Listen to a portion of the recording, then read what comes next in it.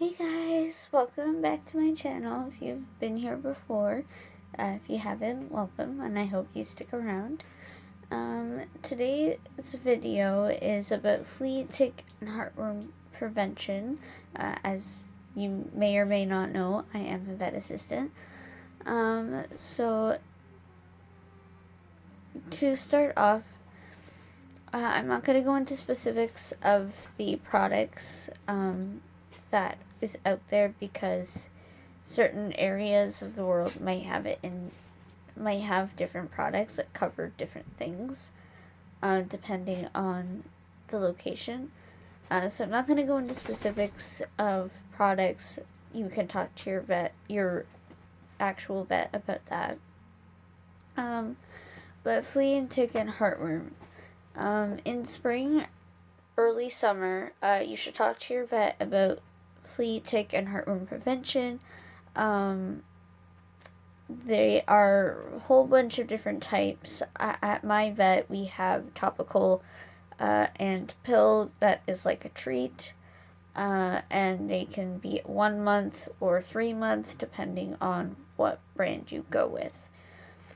And each product might not cover the same things, so you might have to, depending on the product and what they cover and what you need to be covered depending on your lifestyle. If you go camping, if you're going down to Florida, like down south, like Florida for an example, during the winter, and when it's like warm there pretty much year round, you might have to think about having heartworm year round if you go down south. So certain combinations might not have everything in the combination that you're looking for. So certain pills might have certain things that they cover, but there's not many that cover everything. So just talk to your vet about what you need, and they'll guide you to what product they think will work for you and your pet. There are some for both dogs and cats. Heartworm usually only affects dogs, I believe. I would have to double check on that, and that will be down in the description. But flea and tick cover are for sure both of them. So ticks, there are several different types of ticks here in Canada, at least, and ticks are a type of flyless insect. They're like small. They're a lot like flies, but they can't fly. But they will be in. Okay, so ticks. They will usually be in long grass, usually. So if your dog goes into long grass and they have no protection, the tick can go on to the dog. Ticks do attach to humans too. Sometimes, will attach to humans. If you hear a little whining, I have my dog in here at the moment. So there's several different types, and each tick will carry a disease or two that can affect either us and the dog, or just the dog. Like there is a tick called the black-legged tick or deer tick that does have Lyme, which affects us too. Not all ticks have the disease though, so what is done is they have to be on the skin. The head buries into the skin a little bit, and they feed on the blood of the dog or human. And if they have a disease, it will transmit into the human or dog.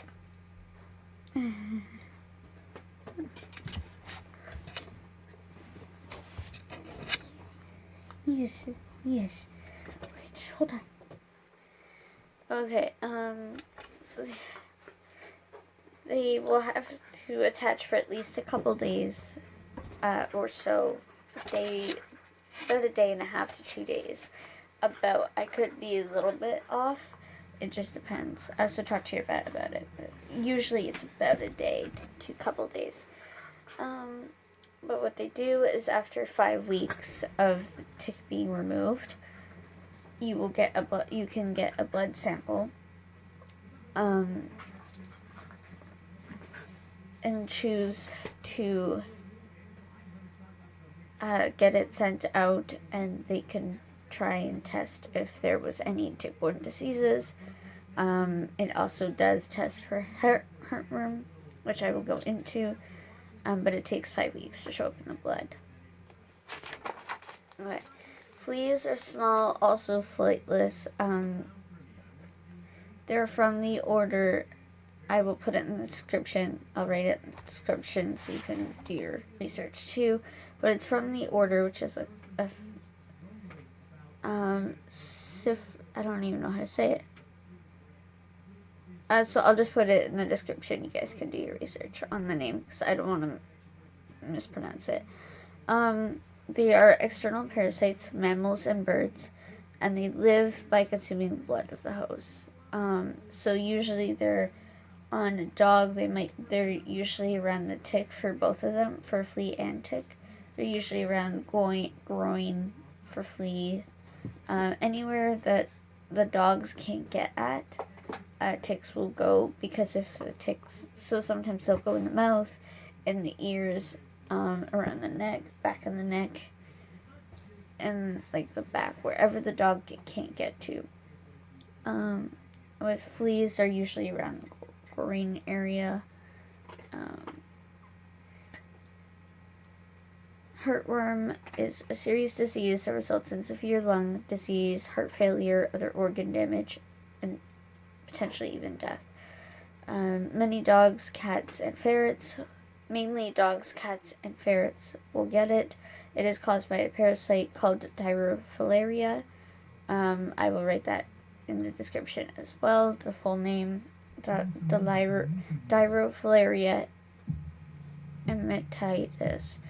These worms are spread through the bite of a mosquito, and the mosquito will bite an affected dog, and they'll pick up some of the filaria that the dog has in their blood, and then the filaria will sit in the mosquito for at least a couple weeks, and then they go and bite another dog. That's how it gets transmitted. They have to have a certain amount of female to male ratio. It's at least a couple female and they're mostly male, but they have to have at least a couple female in order to actually show up as heartworm positive when they do the test. So if it is negative, it doesn't always mean that there isn't any worms in there at all. There could be worms. It could just not be enough female, mostly, or it could just be all male. It's hard to say. So talk to your vet if you can talk to your vet about any of this. There are a few more parasites that dogs can get. So if you want any further information on that, I can make another video, or I can just comment and I can attach links into the comments or the description. Just let me know, and let me know what you guys want to hear next. Okay, bye.